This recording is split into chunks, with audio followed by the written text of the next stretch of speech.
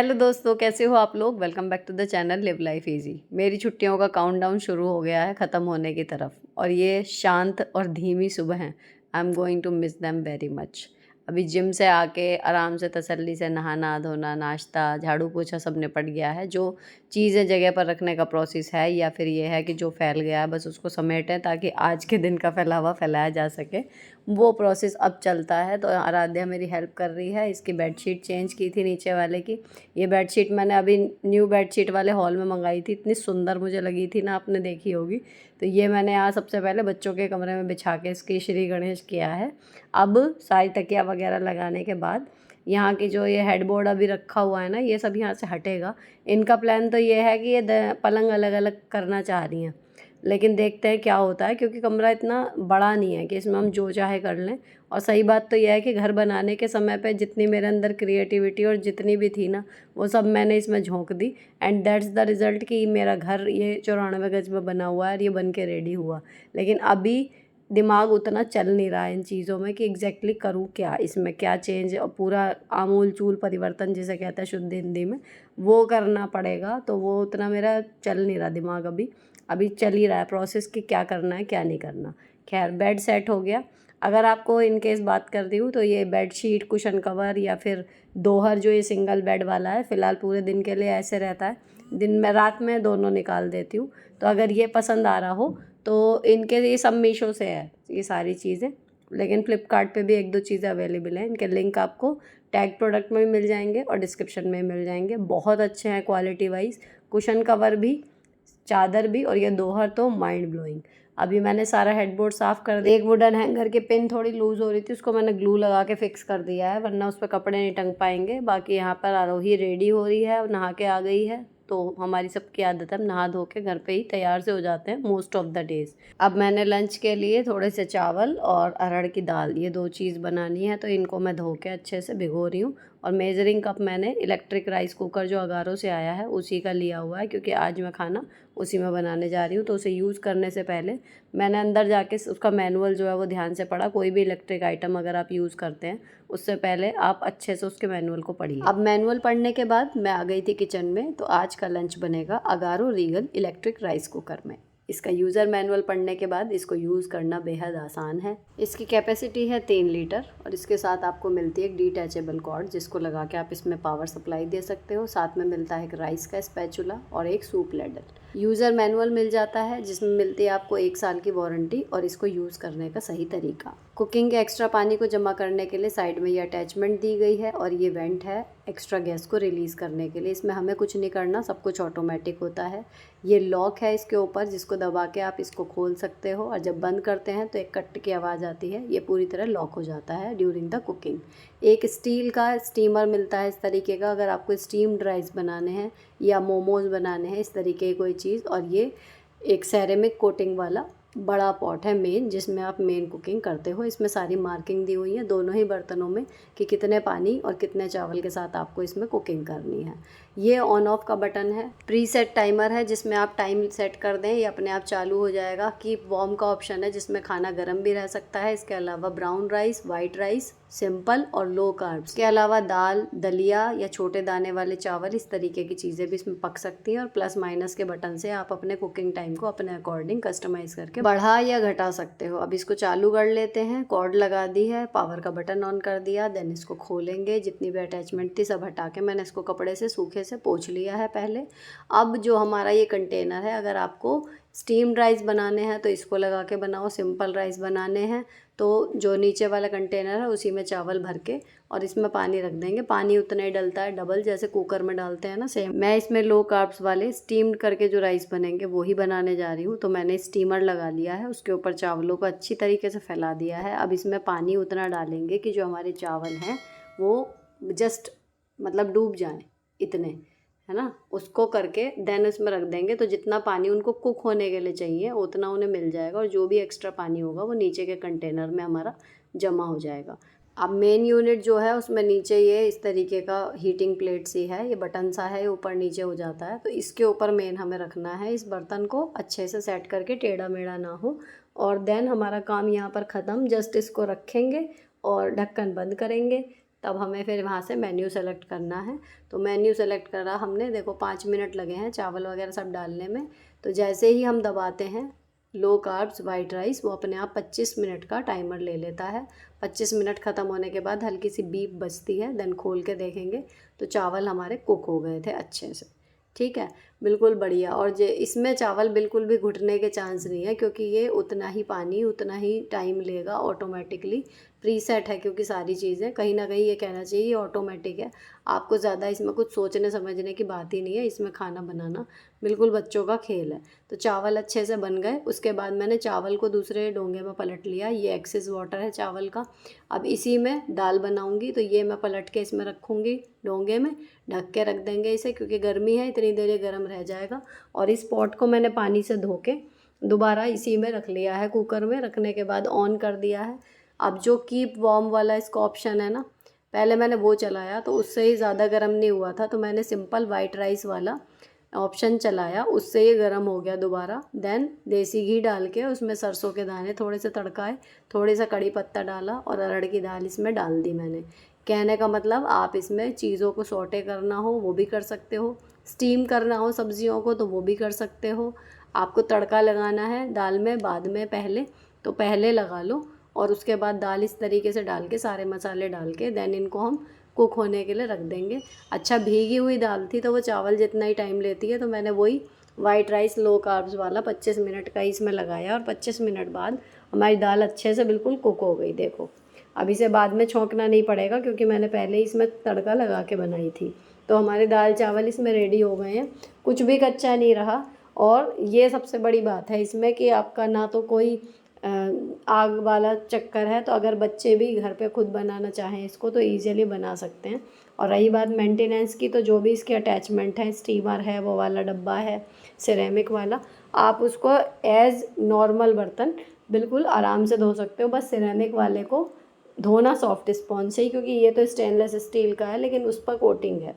तो सिंपल अपने जो सॉफ्ट स्पॉन्ज होता है जैसे नॉन स्टिक की केयर रहती है ना, इस तरीके से आप इसको धो लेंगे। तो ये अच्छा लगा मुझे यूज़ करने के बाद। बाकी इसमें और क्या क्या बन सकता है मैं आगे ज़रूर एक्सप्लोर करूँगी। इसमें इस राइस कुकर में खाना बनाने के साथ ही उसको गर्म रखने का भी ऑप्शन आपको मिल जाता है कीप वार्म फंक्शन के साथ। इसमें खाना लंबे समय तक गर्म रहता है और जो खाने से भाप निकलती है वो एक्स्ट्रा वेपर सारी कंडेंस कलेक्टर में साइड में जमा हो जाती है, जिससे आपका खाना सॉगी नहीं होता। बाहर की यूनिट को सिंपल सूखे कपड़े से पोंछ के साफ़ कर लेना है। तो बहुत ही मेंटेनेंस इसका ईजी है। अगर पसंद आ रहा हो तो इसका बाइंग लिंक डिस्क्रिप्शन में मिल जाएगा, वहाँ से परचेज़ कर सकते हो। अब शाम के किचन के कामों में एक एक्स्ट्रा काम है, मुझे बनानी है इमली और गुड़ की चटनी। क्योंकि मेरे हस्बैंड लाए थे पानी के बताशे इकट्ठे ख़रीद के, सूजी वाले ले आए थे और उनका मन था कि घर में ही बनाएंगे। तो दही रहता ही है ऑलमोस्ट, लेकिन चटनी ये हमेशा रहती है, अभी पिछले कुछ दिनों से ख़त्म हो रही थी तो ये बनाने को हो रही थी। अच्छा, गर्मी में गुड़ वगैरह आता नहीं है तो स्पेशली चटनी के लिए ही गुड़ ख़रीदना है, वो वाली बात है। आम की लौंजी भी मैंने चीनी में ही बना दी थी, तो फाइनली अब इसके लिए खैर गुड़ आ गया। अच्छा, इमली जो थी ना ये वाली आई थी हमारी, ये बड़ी मतलब ब्लैक से कलर में थी, एक चेरी सा कलर होता है ना वो नहीं था, ब्लैक से कलर की थी। तो इसका पल्प भी एकदम ब्लैक निकला, इवन जो सौंठ बनी है ना वो भी ऐसे मतलब ब्लैकिश की तरफ ज़्यादा कलर इसका बना है। स्टार्टिंग से ही वो रेड रेड पन सा इसमें नहीं था इमली में ही। लेकिन ये बिना गुठली वाली इमली है, फिर भी मैंने मैश किया था तो एक दो इसमें शायद दो ही छोटी गुठली इसमें बहुत, जब मैश अच्छे से किया था तो निकली थी। तो ये बिना गुठली वाली थी। खैर स्वाद में कोई वो नहीं है। तो मैंने इमली को जो है भिगो के रखा हुआ था सुबह से ही, जब दोपहर का खाना बनाया था ना तब भिगो दिया था। और अब मैं इसे रात के खाने के साथ ही बना रही हूँ, मतलब पहले इसे बना दूँगी, उसके बाद रात को खाने में जो सब्ज़ी रोटी बननी है, बेसन के गट्टे की सब्ज़ी बनाऊँगी और रोटी वो बनेगी। तो इमली को मैंने मैश करके उसका पल्प निकाल लिया है। छौंकने में हल्का सा मैंने, यहाँ पर आप देसी घी ले सकते हो, सरसों का तेल ले सकते हो या रिफाइंड ले सकते हो। उसमें हींग जीरा डालो और ये जो इमली का पल्प निकाल के उसके बाद जो उसका रसा सा निकाला है ना उसको पका लो, है ना। तो ये पकने के बाद थोड़ा सा गाढ़ा हो जाएगा, देन ऐड कर दो गुड़। यहाँ तक बिल्कुल सिंपल जाती है, अभी कोई मसाले इसमें मैंने ऐड नहीं किए। और अब 3-4 बार बना चुकी हूँ तो अब मुझे कॉन्फिडेंस इसमें आ गया कि हाँ मतलब इस तरीके से बन जाती है ईजियली, आपको ज़्यादा रेसिपी याद करने की ज़रूरत नहीं पड़ेगी। अच्छा, जो लोग इसे बिना छौंक लगाए बनाते हैं, बिना तेल या घी डाले बनाते हैं, तो देखो इसमें तेल या घी डालने से फ़ायदा ये होता है कि ये थोड़ी लंबे टाइम तक चल जाती है। जैसे अब ये ऑलमोस्ट आधा किलो से ज़्यादा बनेगी, तो उस हिसाब से ही चल जाएगी, ख़राब नहीं होगी, वरना फ्रिज में रख के भी फफूंद लग जाती है। अब जो ये मसाले मैं डाल रही हूँ इनको मैं आपको बता दूँ, 2 छोटी इलायची डाली हैं, इसके अलावा डाला है मैंने सौंफ पिसा हुआ, नमक, मिर्च लाल वाली, जीरा पाउडर डाला है, इसमें डाला है मैंने थोड़ा सा गरम मसाला। ठीक है, ये 4-5 चीज़ें इसमें जाएंगी, आप मतलब नोट डाउन कर लो, 4-5 ही चीज़ें हैं बस। इनको मिला के देन इसको गाढ़ा होने तक हमें पकाना है। और जो गुड़ के डले हमने डाले हैं थोड़े से कूट के छोटे पीस में ही डालने हैं, लेकिन फिर भी वो पूरे गल जाएं, तो वो एक प्रोसेस है ही। उसके बाद थोड़ी सी गाढ़ी सी हो जाएगी और एंड में डाल दी इसमें किशमिश, या फिर आपके पास अगर बीज पड़े हों खरबूजे के आप वो डाल दो। और ये हो गई, जितनी गर्म में दिख रही है उससे थोड़ी गाढ़ी हो जाएगी जब ठंडी होगी। अब बेसन के गट्टे बनाने में मैं लग गई थी। मैंने 3 चमचे बेसन लिया, उसमें खाने का सोडा डाला है, थोड़ा सा नमक डाला है, थोड़ी थोड़ी सी सारी चीज़ें हैं।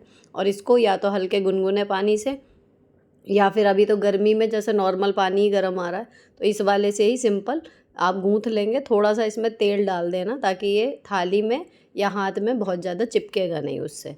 ठीक, अब जब ये गूँथ जाएगा ना आटे की तरह, तो फिर इसके आप कई तरीके से बना सकते हो गट्टे, या तो सिंपल हाथ में लेके रोल बना दो जैसे मैं इस वीडियो में बनाने जा रही हूँ। अभी मैंने हाल फिलहाल में एक क्लिप देखी थी, मेरे फ़ोन पे आ गई थी रैंडम कुकिंग की, तो वो सिलाई के ऊपर उसको लपेट रही थी, है ना। तो उसमें ये था कि बीच में होल बन जाएगा तो थोड़े फोके बनेंगे, लेकिन अगर आप इसमें थोड़ा सा खाने का सोडा मिला दो और उसके बाद इसको तेल लगा के हल्का सा गूँथा है ना, तो ये बन जाते हैं। ऐसा नहीं है कि इसमें सॉफ्ट नहीं रहेंगे, बन जाते हैं सॉफ्ट अच्छे से।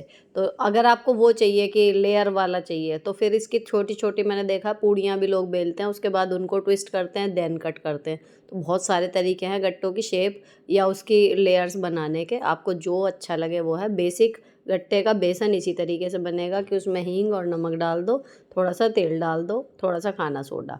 अब मैंने उधर पानी उबलने के लिए रख दिया है और इधर गट्टों को, ये लंबे थे तो बीच में से हाफ़ कर लिया, पतले बनाए ताकि ईजिली और कम से कम टाइम में फटाफट से गल जाए, क्योंकि चटनी बना दी थी तो डिनर के लिए मुझे वही फ़िक्स टाइम में अपना काम निपटाना है।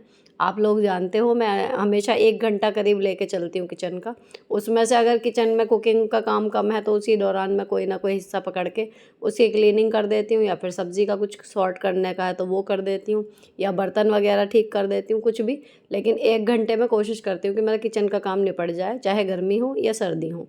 अब यहाँ कुकिंग मतलब हो जाए ना, अगर बहुत ही कम कुकिंग है तो फिर तो 1 घंटे में क्लीनिंग भी हो जाती है, लेकिन 1 घंटा अगर आप कुकिंग कर लेते हैं और वर्किंग है, उतनी देर में आपकी चटनी अचार ये सारी चीज़ें भी मेन खाने के साथ बन जाती हैं। अब मैंने उसकी ग्रेवी के लिए प्याज लहसुन और अदरक ये चीज़ें करी हैं। टमाटर क्यों नहीं डाला है, क्योंकि मेरे पास रखा है ये दही, और ये दही हो रहा है खट्टा, तो ये खाने में यूज़ नहीं होगा। ये खट्टे की वजह से सब्ज़ी को खूब बढ़िया खटास दे देगा। मैं इसमें मसाले डाल के एंड देन बेसन के गट्टे में इसको यूज़ कर लूँगी। तो मैंने वहाँ पीसने वाले में केवल प्याज लहसुन और अदरक पीसा है, टमाटर नहीं डाले। अब इसमें मसाले जो 4-5 जाते हैं ना, हल्दी धनिया नमक मिर्च और किचन किंग, वो सारे मसाले मिला देंगे दही में, जैसे उसमें मिलाए थे ना पनीर जो बनाया था टिक्का मसाला वाला, सेम इस तरीके से मिला देंगे। लेकिन दही बहुत खट्टा है तो इतने से ही सब्ज़ी काफ़ी खट्टी हो गई थी। अब यहाँ पर देखेंगे कि हमारे गट्टे जो हैं वो कितने कुक हो गए हैं। काफ़ी अच्छे से ये बॉईल हो गए थे, 5 से 7 मिनट, मतलब जितनी देर मैंने ये प्याज व्याज पीसी है ना उतनी देर में ये हो गए। गैस को मैंने रखा हुआ था मीडियम पे। अब इसमें से चाकू डाल के देखा, चाकू क्लीन निकल रहा है, तो गट्टे हो गए हैं बढ़िया तरीके से। देखो जहाँ मैंने चाकू लगाया ना वहीं से 2 टुकड़े हो गए, खूब बिल्कुल सॉफ्ट बन गए अच्छे से। तो हल्का सा 1 चुटकी खाने वाला सोडा डाल दो, तो उसकी शेप बनाने में इतना ज़्यादा आपको मेहनत नहीं करनी पड़ेगी, सिंपल रोल से ही आपका काम हो जाएगा। उसके बाद इन सिलेंड्रिकल शेप को आधा काट दिया बीच में से चपटा, तो एक सेमी सर्कल वाली शेप में आपके गट्टे जो हैं वो रेडी हो जाएंगे। अगर आपको एज ए स्नैक्स खाने हो आप इसको फ्राई करके खा लो। मेरे को खाली सब्ज़ी बनानी है क्योंकि स्नैक्स में बच्चों ने आज खा लिया है और कुछ, और अब इस पानी को फेंकेंगे नहीं, इसको सब्ज़ी में यूज़ करेंगे। अच्छा इसका भी देखो 2 है, अगर आपको पतली ग्रेवी वाले गट्टे पसंद है तो फिर फ्रेश पानी डालो, अगर आपको थिक ग्रेवी वाले गट्टे पसंद है तो ये वाला पानी डालो, ऐसे होता है। अभी इसमें तेल डाला, हींग जीरा डाला, और ये वाली प्याज भी जो हमने पीस के रखी थी लहसुन अदरक के साथ ये डाल दी। इसको भूनेंगे बढ़िया तरीके से। कढ़ाई वही यूज़ कर रही हूँ जिसमें अभी गट्टे उबाले थे। ये आप लोगों से मैंने सीखा कि गट्टे आप सीधे पानी में भी डाल के उबाल सकते हो, कोई दिक्कत नहीं होती। तो जब मैं वीडियो में देखती थी ना, देखा था लेकिन करा कभी नहीं था, लेकिन आप लोगों के कमेंट पढ़ के मैंने करके देखा एंड इट इज़ ईजी। वरना पहले मैं स्टैंड लगा के उसके ऊपर गट्टों को स्टीम किया करती थी। स्वाद दोनों का सेम है, कुछ फ़र्क नहीं लगा भाई, जो बात है मुझे। अब ये दही वाले मसाले मैंने डाल दिए, अब इसको लगातार चलाना है। बस यहाँ पर ये ध्यान रखना, दही वरना फट जाएगा। तो इसको डालने के बाद अब लगातार चलाओगे जब तक कंसिस्टेंसी ऐसी ना बन जाए बिल्कुल स्मूथ सी। थोड़ा सा पानी भी डाल दिया है, अब ये भुन गया फटाफट। अब इसमें जो हमने गट्टे काट के रखे हैं वो डाल देंगे। तो ऐसे बना के देखना, और बिल्कुल आसान बनानी है ना। तो गट्टे का सारा अपना ये प्रोसेस बनाने का, तो गट्टे तैयार रखना है ऐसे ही। मसाले में दही प्याज व्याज कुछ मत डालना, एक बार बना के देखना। सिंपल हींग जीरा और उसमें पानी छोड़ दो, मसाले डाल के, मतलब मसाले बेसिक डलने हैं, हल्दी नमक धनिया मिर्च ये सब डलेंगे, लेकिन प्याज टमाटर लहसुन अदरक ये कुछ नहीं, ठीक है। और अपना ये गट्टे डाल दो और जो उसका उबला हुआ पानी है वो डाल दो। सिंपल हींग जीरे वाले भी कभी बना के देखना, मेरे हस्बैंड को वो बहुत ज़्यादा पसंद है सिंपल वाले। अब यहाँ पर मैंने एंड में डाल दी थी ज़रा सी कसूरी मेथी। तो खूब गाढ़ी गाढ़ी ग्रेवी वाले गट्टे बने हैं। और उधर मैंने गूँथना शुरू कर दिया था आटा, दूध भी पकाने रख दिया था, वो पक गया है, चटनी रेडी है। लेकिन डिनर हमारा आज हो रहा है लेट, और बच्चों का पेट भरा हुआ है। ट्यूशन से आके इन्होंने आज खा लिया था, शायद मैगी बनी थी, मुझे अभी याद नहीं आ रहा, मैगी बनाई थी शायद आज इन्होंने अपने लिए। तो इनका पेट अच्छे से भरा हुआ है, इसलिए कोई अभी जल्दी में नहीं है, लेकिन मैं जल्दी में हूँ क्योंकि गर्मी लग रही है और अभी मुझे आओ बहन का वीडियो भी शूट करना है। तो मैंने फटाफट से फिर मतलब बैक टू बैक सारे काम मैं करती चली गई। 7:30 बजे से शुरू हुई थी, 8:45 बजे तक मेरा सारा कुकिंग का काम निपट गया था। फिर मैंने फटाफट खाना खाया। अभी मैं धो रही हूँ बर्तन, तो आराध्या ने सारी वेजिटेबल्स जो हैं वो वेजिटेबल के मैश बैग जो हैं इनमें कर दी है, और इधर मैं बर्तन धो रही थी तो मेरी एक उसने क्लिप बना दी। अब यहाँ पर जितनी वे सब्ज़ी अभी आई है ना, इतना भी काम उसने कर दिया, तो मेरे कम से कम 5 से 10 मिनट जो है वो बच गए। तो जो भी उसमें सब्ज़ी ऐसी थी, कोई फ्रिज में जो पहले की अगर रखी हुई थी, वैसे तो रहती नहीं, लेकिन अगर कोई मैश बैग उसमें अटका हुआ है, कोई एक आध सब्ज़ी पड़ी हुई है, अक्सर खीरा रह जाता है ना। तो वो सब उसने देखा कि कुछ है तो ऊपर रख दूँ, बाकी सारी चीज़ें उसने टेबल पर रख दी हैं ताकि मैं एक निगाह देख के तब उसको वापस रखूँ। और हुआ भी यही, उसने मैश बैग में टमाटर कर दिए थे जो मैंने रखने के समय पे देखे। तो मैं टमाटर में जो है, मतलब टमाटर ऊपर एक अलग प्लास्टिक के कंटेनर में अलग रखती हूँ, उसे सब्जियों के साथ दबे ना, ताकि तो इस तरीके से रखती हूँ। तो उसने मैश बैग में ही कर दिए थे। खैर मैंने सारी चीज़ें जगह पर रखी ठीक तरीके से। और ये वाली जो चटनी बनाई थी ना, इसको मैंने डब्बे में कर दिया, जो ग्रोसरी वाले डब्बे होते हैं एयर टाइट, इसमें करके इसको रखूँगी मैं फ्रिज में। अब ये महीने भर तक, क्या 2-3 महीने तक भी, मतलब जब तक ये ख़त्म नहीं होगी, ये ख़राब नहीं होगी, ये चल जाएगी। अब क्लीनिंग और सब सामान रखने के बाद बजे हैं 11। मैं जा रही हूँ अब ऊपर, थोड़ा सा मैंने टचअप किया अंदर जाके, बच्चों को लाइट वगैरह बंद की। अब मैं जा रही हूँ ऊपर आओ बहन का वीडियो शूट करने के लिए। ये भी एक रूटीन का हिस्सा है कि सारा काम निपटाने के बाद मुझे आप लोगों से बात करनी होती है। फ़िलहाल ये व्लॉग यहीं पर ख़त्म होता है। अच्छा लगा हो तो चैनल को सब्सक्राइब कर देना। मिलती हूँ आपसे नेक्स्ट वीडियो में। Till then bye bye, stay beautiful always.